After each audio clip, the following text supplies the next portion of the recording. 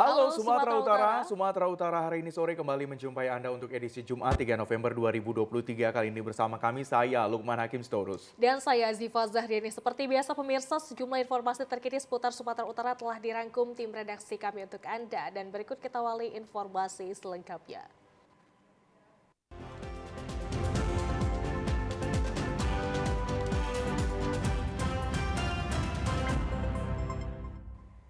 Badan Narkotika Nasional Provinsi Sumatera Utara bekerja sama dengan Pangkalan TNI Angkatan Laut Tanjung Balai Asahan berhasil menggagalkan penyelundupan narkotika jenis sabu.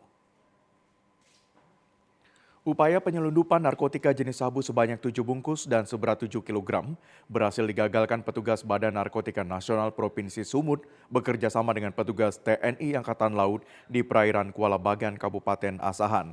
7 kg narkoba jenis sabu ini rencananya akan diedarkan ke wilayah Madura sesuai dengan asal kurir pembawa berinisial SA. Kepada petugas, dirinya mengaku baru kali ini menjadi kurir pengantaran penyelundupan narkoba. Kepala Badan Narkotika Nasional Sumut Brigjen Pol Toga Panjaitan mengatakan, berdasarkan pengakuan tersangka, dirinya diupah sebesar 50 juta rupiah untuk 1 kilogram narkoba yang berhasil diantarkan. Namun tersangka mengaku hingga kini dirinya belum menerima sepeser pun upah tersebut sebelum 7 kilogram narkoba ini sampai ke tempat tujuan yakni wilayah Madura. Adapun barang bukti yang berhasil disita oleh pihak Kamal sebanyak 7 bungkus yang sudah ditimbang lebih kurang berat bersihnya 7.000 gram.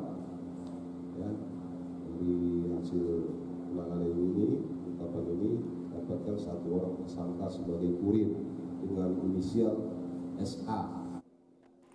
Pemaparan kasus ini dilanjutkan dengan pemusnahan 7 kg narkoba hasil sitaan. BNN Sumut mengklaim menyelamatkan 56.000 nyawa dengan digagalkannya penyelundupan narkoba ini. Tersangka dijerat dengan Undang-Undang Nomor 35 Tahun 2009 tentang narkotika dengan terancam hukuman seumur hidup hingga hukuman mati. Kita ke informasi lainnya pemirsa, polisi tangkap 2 pelaku pengedar narkoba di Jalan TB Simatupang, Medan Sunggal, Sumatera Utara saat dilakukan penggerebekan. Para pelaku nekat ceburkan diri ke sungai. Tim Satres Narkoba Polrestabes Medan lakukan grebek kampung narkoba di kawasan padat penduduk di Kecamatan Medan Sunggal, Sumatera Utara kemarin. Polisi berhasil meringkus 2 pelaku yang diduga sebagai pengedar narkoba jenis sabu-sabu. Para petugas harus melalui gang sempit untuk menuju titik target penggerebekan. Mengetahui adanya polisi datang, sebagian pelaku nekat menceburkan diri ke sungai. Dari tangan kedua pelaku, petugas dapati beberapa barang bukti berupa paket kecil narkoba jenis sabu siap edar. Petugas juga berhasil mengamankan sejumlah barang bukti lainnya seperti puluhan plastik klip pembungkus narkoba jenis sabu, bong atau alat isap, dan uang tunai jutaan rupiah. Kanit Satres Narkoba Polrestabes Medan Ibtu Habibi mengatakan penggerebekan ini berawal dari adanya laporan masyarakat yang masuk ke call center Satres Narkoba Polrestabes Medan terkait maraknya peredaran gelap dan penyalahgunaan narkoba di kawasan pinggiran Sungai Belawan, Kecamatan Medan Sunggal. Kita lakukan GKN sesuai dengan arahan dan perintah dari Bapak Kasatgas Narkoba. Hasilnya 2 orang kita amankan, Bang. Untuk barang bukti, Bang? BB-nya masih kita hitung, Bang. Nanti di kantor setelah ini. Ini kawasan rawan narkoba begitu? Sesuai dengan informasi dari masyarakat, sering dilakukan transaksi narkoba di sini, Bang. Bang, tadi ada beberapa yang masuk sungai, Bang? Iya, tadi kita melakukan pengejaran, ada beberapa orang yang masuk ke sungai. Seperti itu, Bang. Kepada masyarakat, apabila melihat atau mengetahui adanya kegiatan peredaran narkoba atau penyalahgunaan narkoba, untuk tidak takut melapor ke pihak polisi terdekat. 2 kurir ganja nekat mencuburkan diri ke sungai untuk menghindari razia narkoba di perbatasan Sumut dengan Sumbar di Mandailing, Natal. 1 pemuda asal Sumatera Barat berhasil ditangkap dan 1 lagi berhasil kabur dari kejaran petugas. Polres Mandailing Natal melakukan razia narkoba di perbatasan Sumatera Utara dengan Sumatera Barat. Satu persatu kendaraan yang melintas dari jalur lintas Sumatera diperiksa. Karena ada razia, dua pemuda yang hendak melintas nekat menceburkan diri ke dalam sungai setinggi 5 meter karena takut. Saat dilakukan pengejaran, ternyata kedua pemuda tersebut membawa narkotika golongan 1 jenis ganja kering. Petugas langsung menelusuri aliran sungai sepanjang 3 km untuk menangkap kurir ganja antar lintas provinsi tersebut. Setelah dilakukan pengejaran, satu kurir ganja warga Sijunjung, Sumatera Barat berhasil ditangkap. Namun satu rekannya berhasil melarikan diri. Adapun barang bukti yang diamankan petugas dari tangan tersangka yakni 19 kg ganja kering di dalam tas ransel yang rencananya dibawa ke Sijunjung, Sumatera Barat. Dari hasil penangkapan tersebut, pelaku mengakui ganja tersebut diperoleh dari seorang bandar yang berdomisili di wilayah Penyambungan Timur, Mandailing, Natal. Mengamankan satu orang kurir yang diduga akan membawa narkotika jenis ganja dari daerah Sumatera Utara menuju daerah Sumbar. Dua pelaku, satu pelaku melarikan diri. Dari satu tersangka ini kita mengamankan 16 kilo bal yang diduga berisikan ganja kering. Melakukan penyidikan untuk lebih lanjut proses untuk Mapores Madinah. Petugas Narkoba Polres Mandailing Natal masih memburu salah satu pelaku yang berhasil lolos dari kejaran. Sementara sang bandar yang memasok narkoba kepada kurir itu kini dalam pengejaran petugas dan sudah dikantongi identitasnya. Sementara pemirsa masih di Mandailing Natal, 4 unit rumah di Desa Hutapuli, Kecamatan Siabu, Mandailing Natal terbakar. Api diketahui warga berasal dari atap rumah yang diduga akibat arus pendek listrik. Kebakaran hebat yang menghanguskan 4 unit rumah warga Desa Hutapuli, Kecamatan Siabu, Kabupaten Mandailing Natal.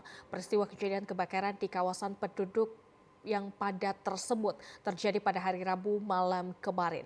Kini para korban kebakaran masih mengungsi di tempat saudara dan tetangga mereka untuk menunggu perbaikan kembali rumah mereka. Bupati Mandailing Natal Muhammad Jakfar Suhairi mengunjungi para korban di rumah pengungsian untuk memberikan bantuan berupa sembako, peralatan rumah tangga, dan bantuan uang tunai. Muhammad Jakfar menyampaikan rasa empati dan bela sungkawa atas musibah ini.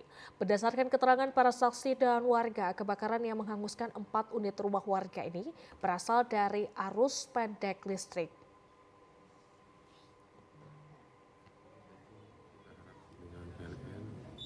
Agar mendapat perhatian serius karena ibaratkan kabel yang dibungkus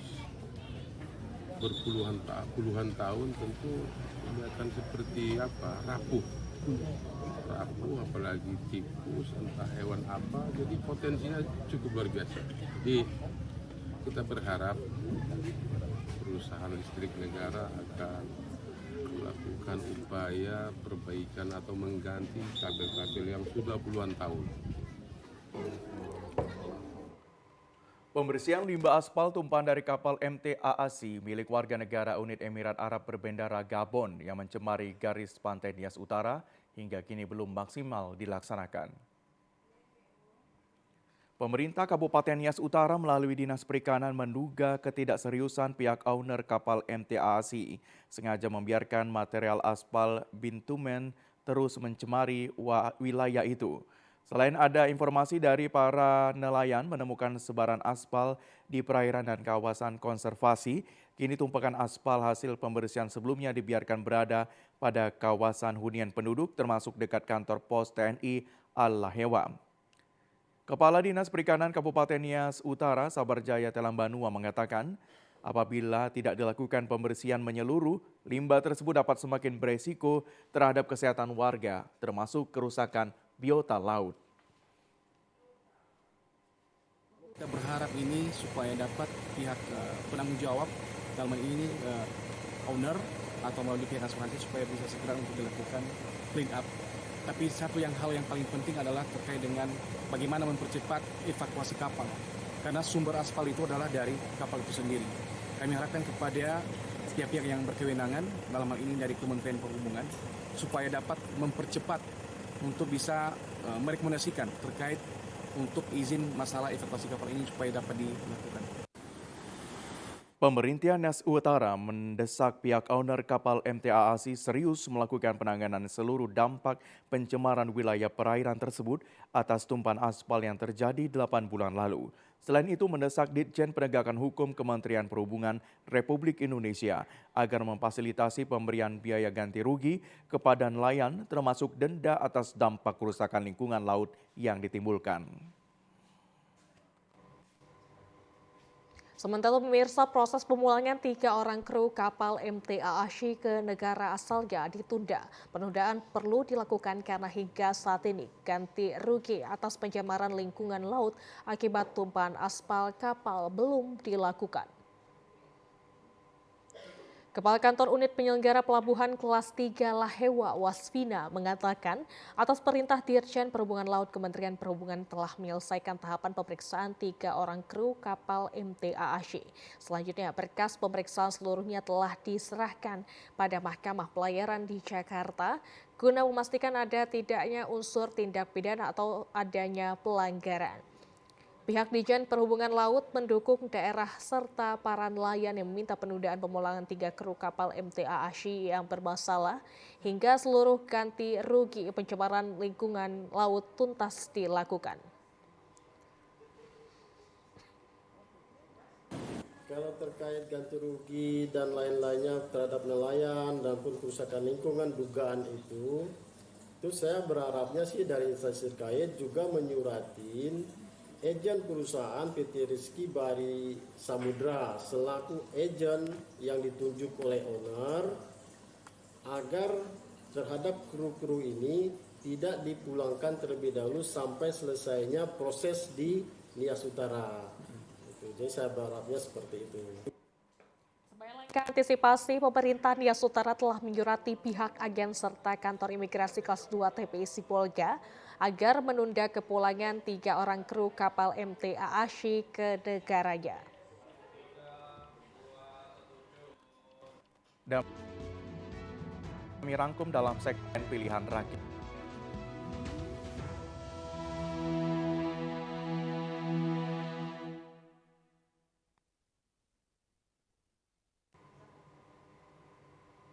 Pemirsa, kedatangan Capres Anies Baswedan ke Sumatera Utara disambut ribuan pendukung dan simpatisan serta warga di Bandara Internasional Kuala Namu, Deli Serdang. Beginilah suasana di Bandara Internasional Kuala Namu, Deli Serdang pada saat Anies Baswedan tiba di Sumatera Utara. Anies keluar langsung dari pintu kedatangan domestik dan disambut antusias masyarakat relawan dan simpatisan yang saling berdesak-desakan untuk bersalaman serta berfoto dengan Anies Baswedan. Dari jadwal kunjungan Capres Anies Baswedan ke Sumatera Utara selama 2 hari, yaitu untuk mengunjungi simpul relawan di Kabupaten Langkat, Binjai, Tebing Tinggi, Simalungun, Siantar, Asahan, dan Batubara. Anggota DPRD Kota Medan Afif Abdillah saat menjemput Capres Anies Baswedan di Bandara Kuala Namu mengatakan kunjungan Anies ke Sumatera Utara untuk menyapa pendukung di berbagai kabupaten atau kota. Selain itu, untuk bertemu dengan para tokoh agama, tokoh masyarakat, pelajar, serta pemuda kaum milenial hingga para simpatisan lainnya yang ada di Sumut. Silaturahmi dengan masyarakat di Sumatera Utara, insya Allah akan ada 8 titik nanti kita bersilaturahmi rombongan Pak Anies, bagaimana agar kita bisa membawa semangat perubahan di Sumatera Utara. Berapa lama Bang? Berapa lama, berapa hari? 2 hari aja. Ya, hari ini sampai Pak Anies sore, insya Allah besok malam sudah kembali. Capres Anies Baswedan bersama rombongan langsung bergerak meninggalkan Bandara Internasional Kuala Namu untuk mengunjungi berbagai lokasi.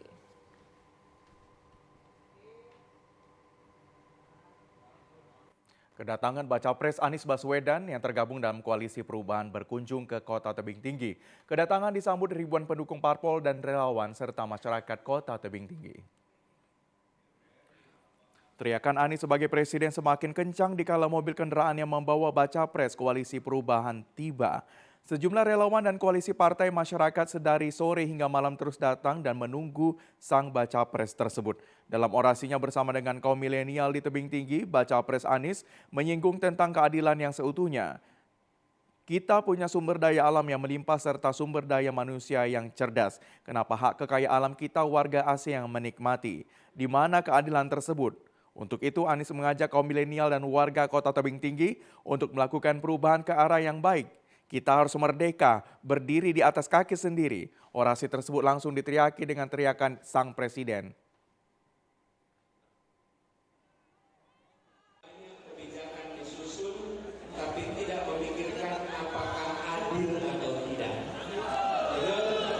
Republik ini didirikan karena kolonialisme itu tidak adil. Negeri yang kaya raya di Nusantara, tapi rakyat yang kaya raya di Belanda. Betul tidak? Kekayaan kita disedot ke sana. Karena itu kita bilang kami mau merdeka. Karena kami ingin kekayaan di negeri ini dirasakan oleh penduduk di negeri ini. Sementara itu, Loso Mena selaku koordinator Parpol Koalisi yang menjabat sebagai sekretaris PKN Sumut mengatakan, Parpol pengusung relawan dan warga masyarakat Tebing Tinggi dan lainnya mendukung penuh Anies Baswedan untuk duduk dan memenangkan pemilu menjadi presiden di Indonesia. Pertama silaturahmi dari calon presiden kita Bapak Anies Baswedan pada para tokoh partai, pimpinan partai, relawan, masyarakat, milenial,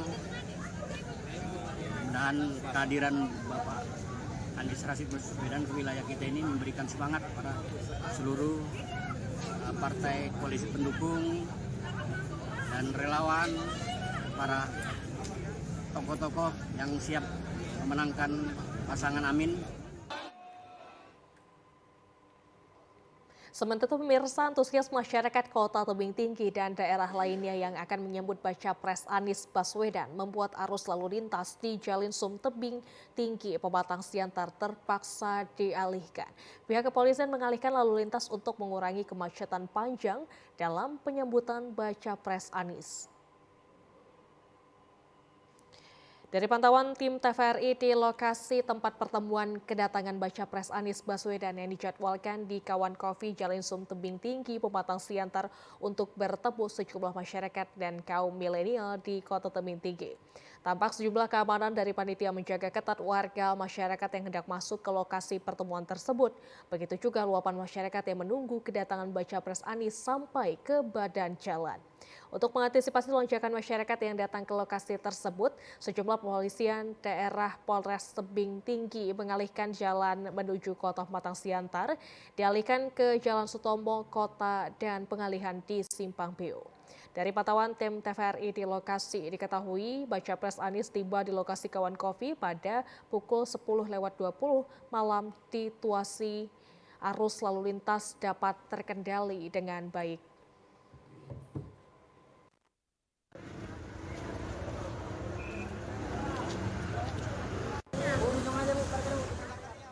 Untuk pertama kalinya setelah mendaftar ke Komisi Pemilihan Umum sebagai calon presiden, Anies Baswedan melakukan kunjungan silaturahmi dan diskusi bersama masyarakat dan tokoh agama di Kota Pematang Siantar pada Jumat pagi. Kedatangan calon presiden Anies Baswedan dikawal pihak kepolisian Kota Pematang Siantar disambut ribuan masyarakat pendukung dan simpatisan. Di kota ini Capres Anies Baswedan akan melakukan pertemuan dan diskusi bersama masyarakat dan para tokoh agama. Sembari sarapan dan ngopi pagi di salah satu warung kopi, calon presiden Anies Baswedan bersama para tokoh agama dan masyarakat membahas keadilan dan perubahan yang akan membawa Indonesia lebih baik lagi. Dengan melakukan diskusi dan tanya jawab, calon presiden Anies Baswedan dapat mengetahui dan mempelajari lebih banyak lagi hal-hal yang sangat dibutuhkan oleh masyarakat khususnya di wilayah Kota Pematang Siantar.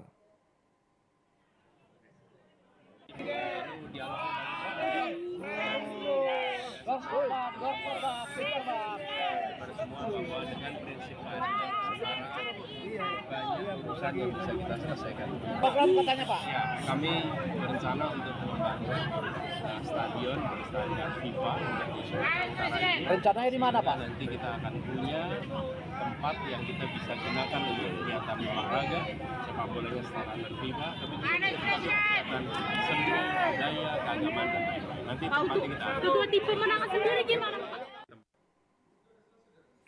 Calon Presiden Anies Baswedan juga mengatakan bahwa kebebasan untuk melakukan ibadah sesuai dengan agama dan kepercayaan masyarakat Indonesia akan lebih diperhatikan dengan tidak adanya perbedaan di setiap agama, sebagai bentuk pluralis dan keberagaman yang ada di Indonesia.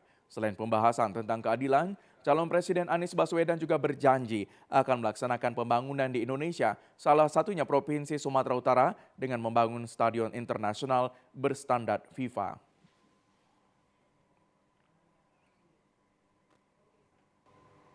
Pemirsa, di informasi lainnya, Komisi Pemilihan Umum Kota Tebing Tinggi telah menerima logistik pemilu berupa bilik suara sejumlah 2.068 serta kotak suara sejumlah 2.656 dari KPU RI.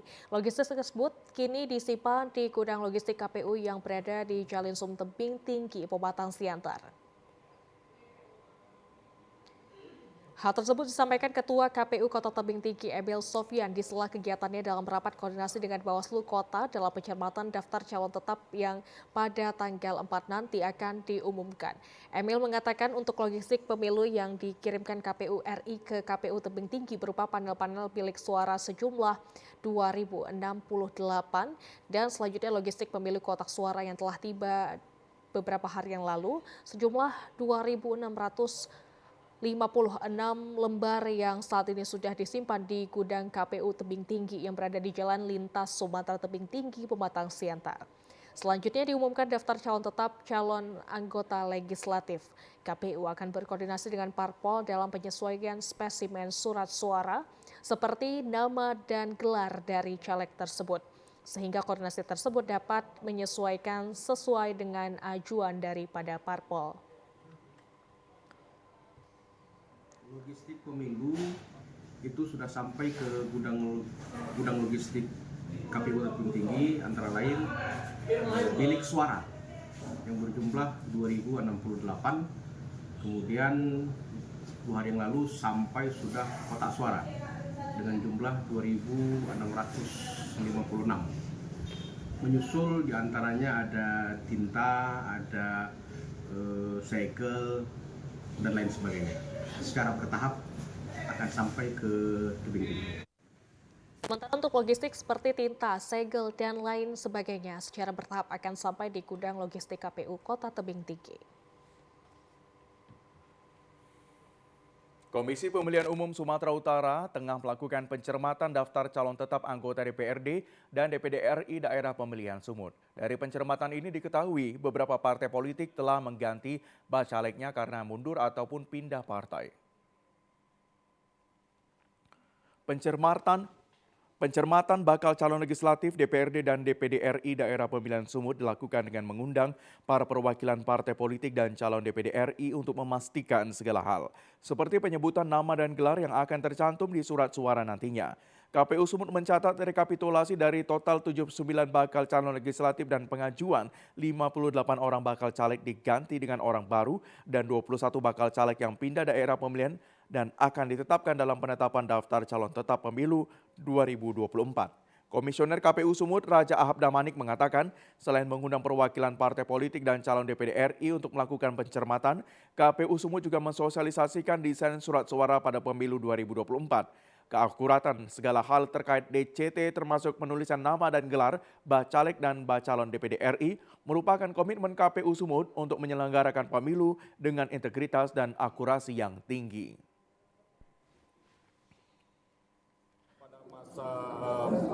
Perbaikan pencermatan rancangan DCT yang lalu itu ada 79 yang dilakukan penerimaan dokumen pergantian oleh partai politik di masa pencermatan. Nah, ada 58 itu yang terdata sebagai calon pengganti yang baru, kemudian yang pindah dapil itu ada sekitar 21 bakal calon yang berganti dapil. Keakuratan dalam pengumuman DCT menjadi hal yang penting untuk memastikan transparansi dan kepercayaan publik terhadap KPU sebagai penyelenggara pemilu. Daftar calon tetap akan diumumkan pada hari ini melalui media cetak dan elektronik. Sejumlah informasi menarik lainnya masih akan hadir usai jeda pariwara berikut ini. Tetaplah bersama kami di Sumatera Utara hari ini sore.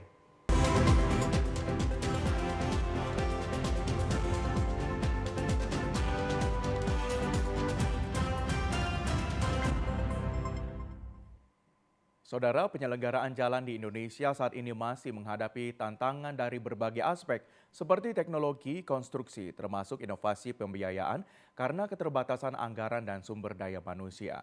Sebagai motor penggerak, HPJI Sumut harus dapat beradaptasi dengan cepat sehingga pekerjaan konstruksi jalan dan jembatan dilaksanakan dengan lebih efektif dan efisien.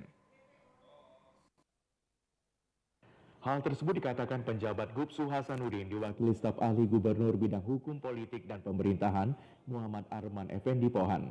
Dalam sambutannya pada pembukaan seminar nasional yang diselenggarakan DPD HPJI Sumut bekerjasama dengan Balai Besar Pelaksana Jalan Nasional Sumut dan Dinas PUPR Propsu di Medan kemarin.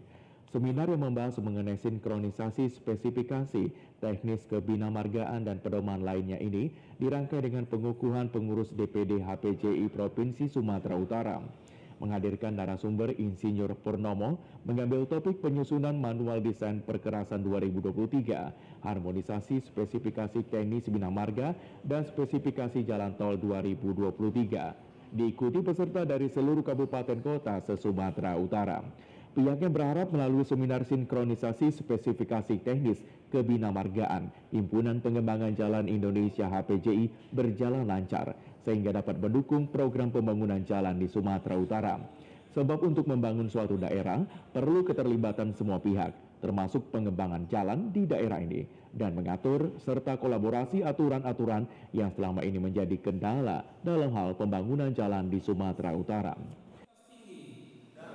Sampaikan informasi tentang ada revisi spesifikasi kebinamargaan tahun 2023 terhadap yang 2018 ya. Jadi para pemangku kepentingan yang melakukan revisi tersebut mensosialisasikan dan menyeminarkan dan meminta masukan-masukan dari para stakeholder, apakah itu pemilik proyek, pelaksana proyek dari beberapa faktor ataupun juga instansi lain untuk mendapat masukan-masukan terhadap seminar ini dan mengambil langkah-langkah ke depan terhadap evaluasi kalau memang diperlukan. Ada instansi lain juga dari perhubungan ya.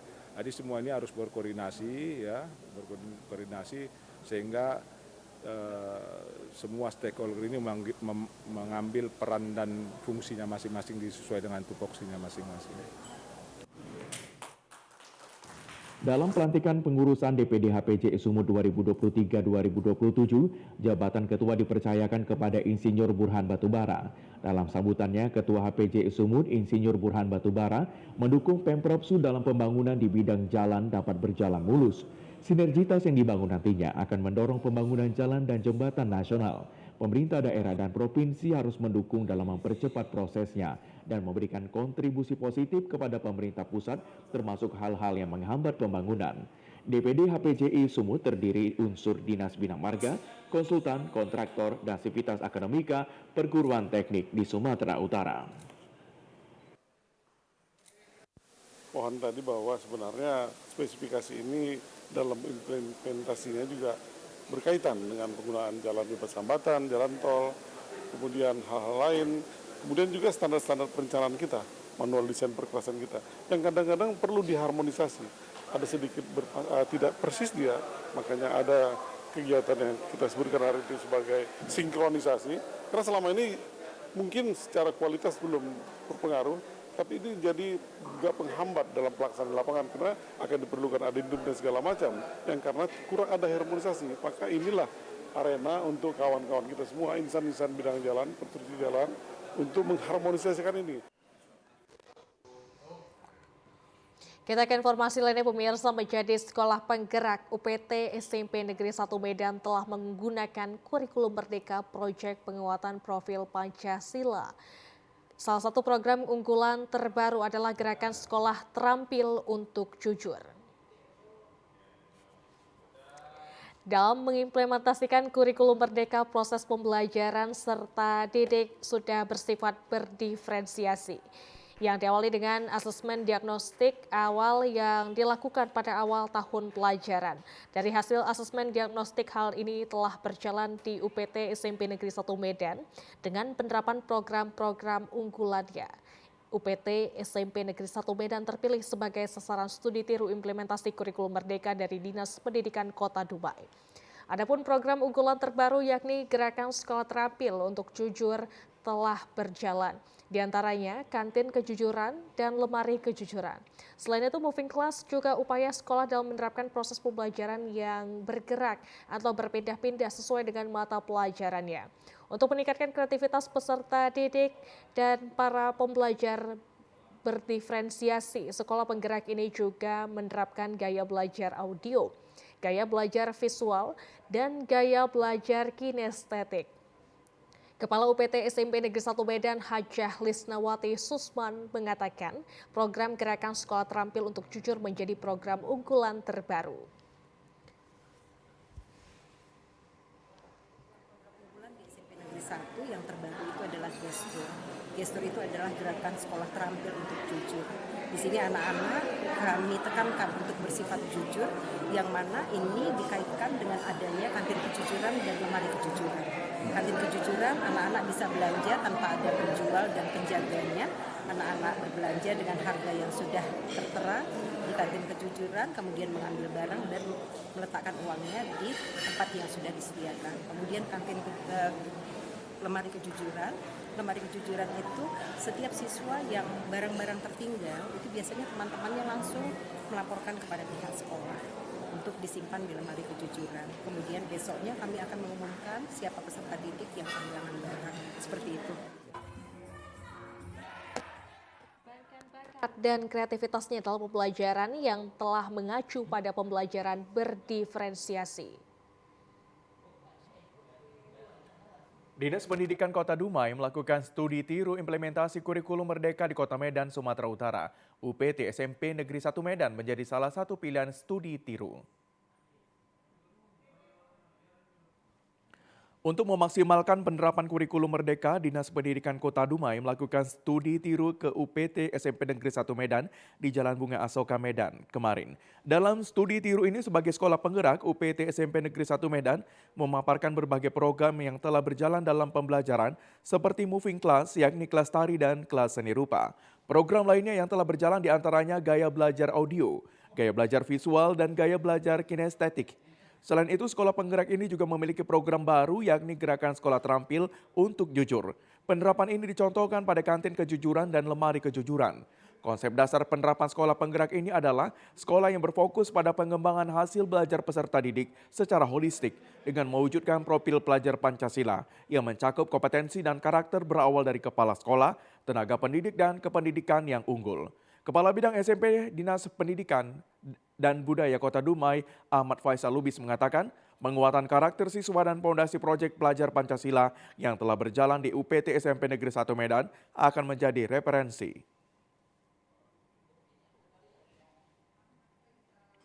Kami sudah bertransformasi dengan baik, transformasi dan positif.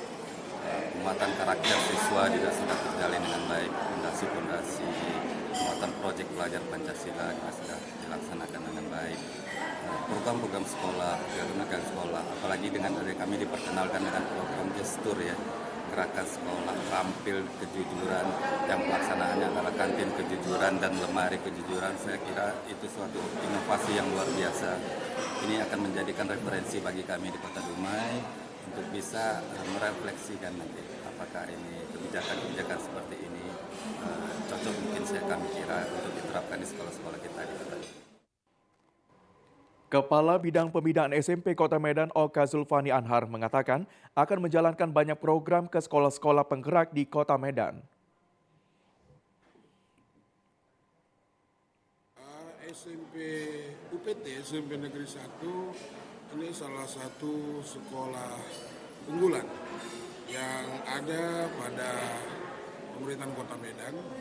SMP 1 adalah sekolah penggerak yang menjadi garda terdepan dalam suksesi gerakan belajar merdeka sesuai dengan kurikulum belajar.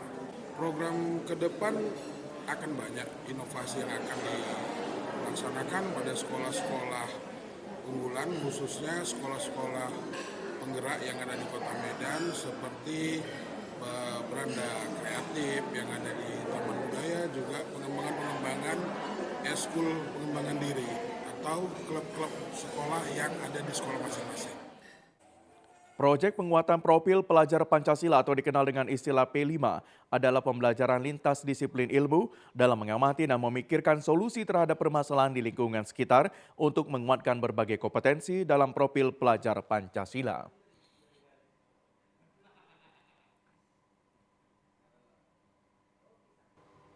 Kita ke informasi lainnya, pemirsa. Kondisi jalan di Kelurahan Besar Labuhan rusak parah yang berada di Jalan Pancing 1, lingkungan Kelurahan Besar, Kecamatan Medan, Labuhan, Kota Medan, Sumatera Utara, Kamis sore.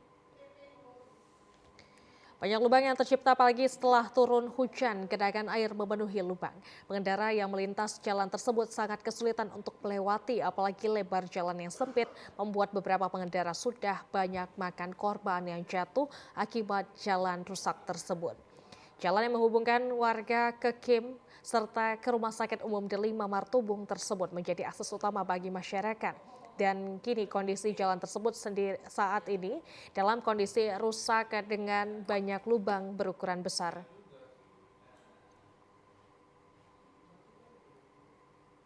Hujan banjir nih Kak ya? Ya udah gitu lah kayak danau. Jangan sikit aja ya udah. Jangan sikit ada airnya, Bagus lah bang jalannya, biar enak orang lewat. Kalau balik jatuh. Udah jatuh, berarti ada korban jiwa nih. Banyak lah. Kayak nenek-nenek gini kalau udah jatuh nggak bisa kaki. Udah Pak, Ayu selaku warga setempat mengatakan jalan rusak yang sudah bertahun-tahun lama terjadi, bahkan ada beberapa warga yang melintas banyak korban yang terjatuh karena banyak lubang. Berharap kepada pemerintah Kota Medan dan Pak Wali Kota Medan agar segera menyelesaikan jalan yang rusak tersebut. Pembelajaran di luar kelas dengan memanfaatkan alam selain dapat mengubah nuansa belajar yang monoton dan kaku, kegiatan ini akan menambah wawasan siswa dalam berpikir kreatif dan kritis serta cerdas bersama alam. Pembelajaran cerdas bersama alam dapat dilakukan dengan memanfaatkan area taman edukasi atau menggunakan fasilitas sekolah masing-masing. Modul ini diharapkan mampu mendukung program pemerintah dalam menerapkan kurikulum Merdeka Belajar, di mana guru dan murid mempunyai kebebasan berinovasi dan bertindak dalam proses belajar mengajar. Untuk mengimplementasikan pembelajaran yang menyenangkan, Fakultas Keguruan dan Ilmu Pendidikan UPBJJ Universitas Terbuka pada program pengabdian kepada masyarakat kemarin meresmikan Taman Edukasi Cerdas Bersama Alam di Desa Tanjung Rejo, Kecamatan Percut Setuan, Kabupaten Deli Serdang. Di Taman Edukasi ini, anak-anak akan memperoleh pengalaman belajar secara menyeluruh dan mengambil hikmah atas apa yang dipelajari sesuai dengan usia perkembangannya. Taman Edukasi Tanjung Rejo Percut Setuan yang berada di atas lahan seluas hampir 3 hektar ini memiliki 3 area, yakni area mangrove, pertanian, dan area perikanan. Kepala Bidang Pembinaan Sekolah Dasar Dinas Pendidikan Deli Serdang, Samsuar Sinaga, mengatakan konsep pembelajaran cerdas bersama alam yang dilakukan Universitas Terbuka Medan ini merupakan salah satu upaya menstimulasi anak untuk berpikir aktif dan kreatif sekaligus sebagai sarana mencerdaskan anak bangsa. Kaitannya dengan kurikulum Merdeka, anak-anak diberi kebebasan hari ini. Tidak terkungkung di dalam ruangan kelas, tapi dia belajar di alam. Itulah akhirnya muncul kata-kata alami. Apa yang dia rasakan, apa yang dilakukan, itulah yang dipelajarinya. Sesuai dengan Konfusius, saya dengar, saya lupa, saya lihat, saya ingat, saya kerjakan, saya mengerti. Di kurikulum Merdeka, anak-anak berkembang sesuai dengan zamannya, sesuai dengan alamnya. Jadi apa yang dia menjadikan bakat dan minatnya akan dikembangkan. Sesungguhnya kemampuan anak tidak semata-mata dari olah pikirnya. Masih ada olah rasa, olahraga, dan olah hati.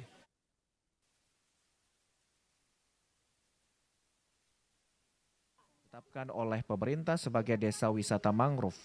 Oleh karenanya, setelah merasa terpanggil untuk melakukan kerjasama dengan Universitas Terbuka Medan dengan mengikut sertakan siswa mulai dari taman kanak-kanak, sekolah dasar, dan SMP untuk mengenal lebih dekat dan memanfaatkan taman edukasi sebagai sarana pembelajaran dan pembentukan karakter anak. Ya, dukungan dari desa, kami sebagai pemerintahan desa Tanjung Rejo sangat berterima kasih atas program yang ditayangkan oleh pihak UT Medan. Ini sangat luar biasa dan harapan kami juga ini tetap berlanjut. Karena dampak positifnya sangat luar biasa. Anak-anak siswa dari mulai tingkat TK, SD maupun SMP ini langsung merasakan kepuasannya dengan program ini. Direktur Universitas Terbuka Medan, Yusrafiddin, mengharapkan kepada pemerintah Deli Serdang dapat membantu perbaikan akses jalan menuju Taman Edukasi Tanjung Rejo, mengingat kawasan ini selain mengedukasi anak mengenal alam lebih dekat, juga dapat menjadikan sebagai tempat objek wisata. Program pengabdian masyarakat Universitas Terbuka Medan yang dilaksanakan untuk tahun kedua ini juga dihadiri dosen UT PAUD Pusat Titi Capdrawati, Ketua Tim PKM Nasional FKIP UT Medan Sondang Purnamasari Pakpahan, dan Inspektur Cerdas Bersama Alam Leila Sari, serta tim dari Dinas Pendidikan Kabupaten Deli Serdang.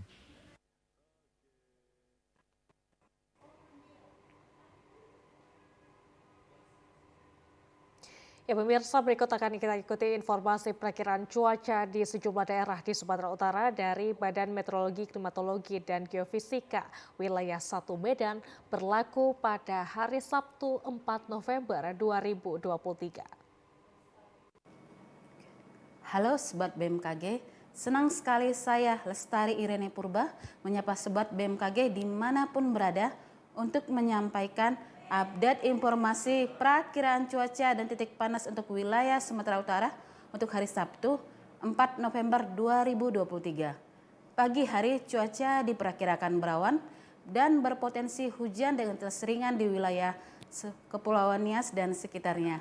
Untuk siang hingga sore hari berpotensi hujan dengan intensitas ringan hingga lebat di sebagian besar wilayah Sumatera Utara dengan potensi hujan lebat terjadi di wilayah Fakfak Barat, Samosir, Humbang Hasudutan, Tapanuli Utara, Tapanuli Tengah, Sibolga, Padang Sedempuan, Kepulauan Nias, Padang Lawas, dan sekitarnya.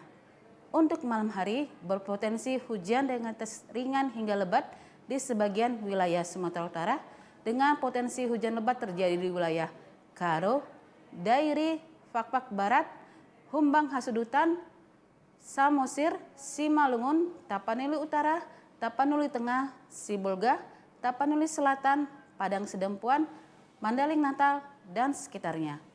Untuk dini hari cuaca diperkirakan berawan untuk wilayah Sumatera Utara. Suhu udara di Sumatera Utara diperkirakan 18 hingga 32 dengan kelembapan udara berkisar 60 hingga 98%. Arah angin bertiup dari arah tenggara hingga barat laut dengan kecepatan angin 10 hingga 30 km per jam. Titik panas yang terpantau untuk tanggal 2 November 2023 tidak terpantau. Dihimbau kepada masyarakat yang berada di wilayah pegunungan, lereng timur, lereng barat, dan pantai barat Sumatera Utara untuk waspada terjadinya hujan dengan intensitas lebat yang dapat berpotensi terjadinya bencana hidrometeorologis seperti banjir dan longsor. Demikian perakiraan cuaca untuk hari Sabtu 4 November 2023. Semoga bermanfaat dan terima kasih.